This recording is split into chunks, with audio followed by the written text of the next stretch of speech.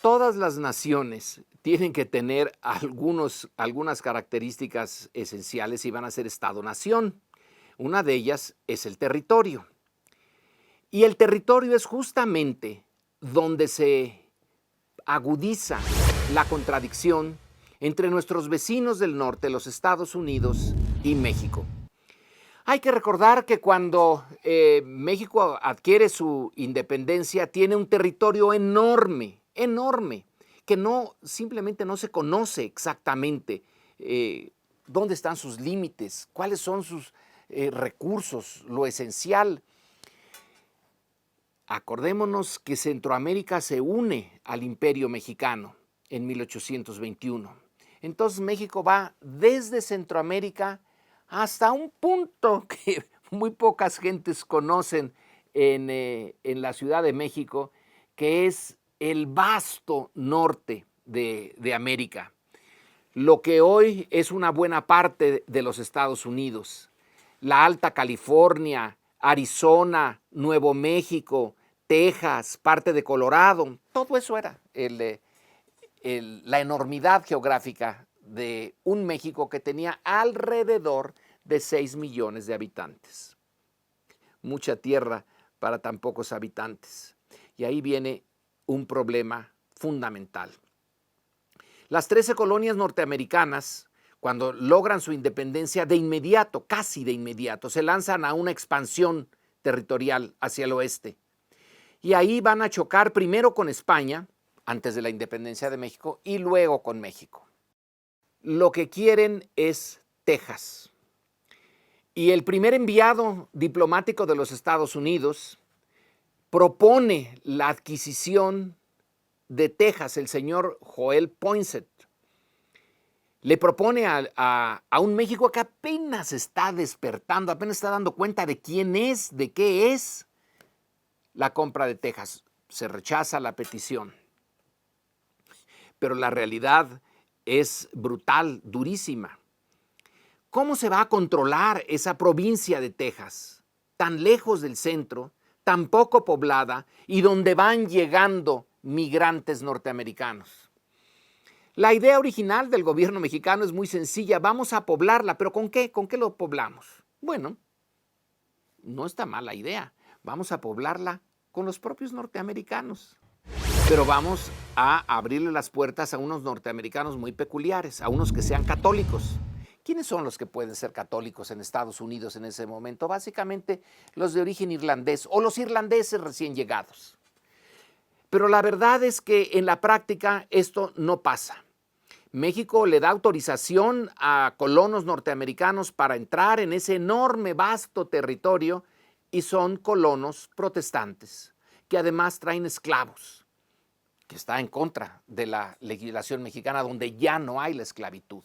Entonces se van aposentando en Texas intereses, sociedades, culturas que son muy ajenas a México. Y en algún momento deciden, reclaman su propia independencia. Los tejanos quieren ser independientes. A México se le están yendo rápidamente muchas zonas, se le va a Centroamérica. Pero también hay la posibilidad de que se separe Yucatán, de que se separe el norte mismo de México. Hay algunos movimientos separatistas en Jalisco.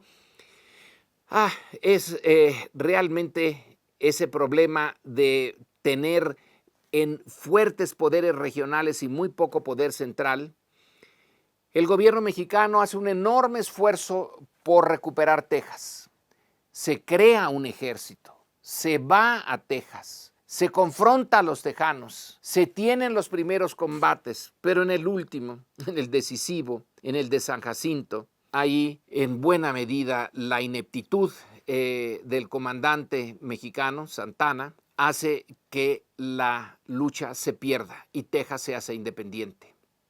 Así que no se reconoce la independencia de Texas y luego Texas se une a los Estados Unidos. México considera que eso es un acto ilegítimo, ilegal, es un acto de guerra.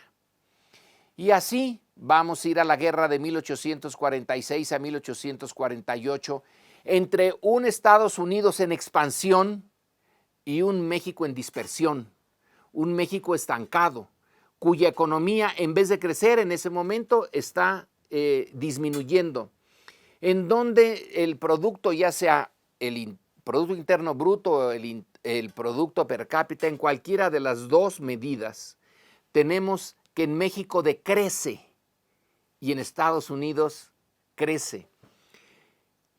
El poder económico y militar entre estos dos países, México y Estados Unidos, es muy desigual. Y insisto, así se va a ir a la guerra, una guerra que visto a la distancia, e incluso en ese momento, se ve que está perdida. Y además es una guerra mal hecha. Los comandantes de un ejército que no tiene experiencia para combatir a otro ejército formal, el ejército mexicano se había creado y se había especializado, si así se le puede llamar, en hacer frente a otros mexicanos durante la Guerra de Independencia, luego en estos problemas internos en la guerra contra los indios nómadas en el norte, pero no contra un ejército formal. Así que esta guerra, que en realidad se va a librar en 1847, básicamente, por el norte y la toma de Veracruz y el ascenso de los ejércitos norteamericanos de Veracruz a la Ciudad de México, se pierde de una manera irremediable. Como quiera que sea, es un trauma para México, esa pérdida territorial. Es también el momento en que México queda configurado en lo que es su geografía actual. Va a perder después un pedacito, bueno, un pedazo grande, lo que se llama la Mesilla, que va a ser adquirida por Estados Unidos en los 1850s. México no se podía rehusar a esa venta, porque si no se le vendía, la tomaban. Pero entonces queda así ya la geografía política mexicana actual. El resultado de la guerra con Estados Unidos, una guerra que, insisto, allá no se recuerda. Aquí sigue siendo una parte importante de nuestra historia. Y veremos en otra lección cómo es que llegamos a esto.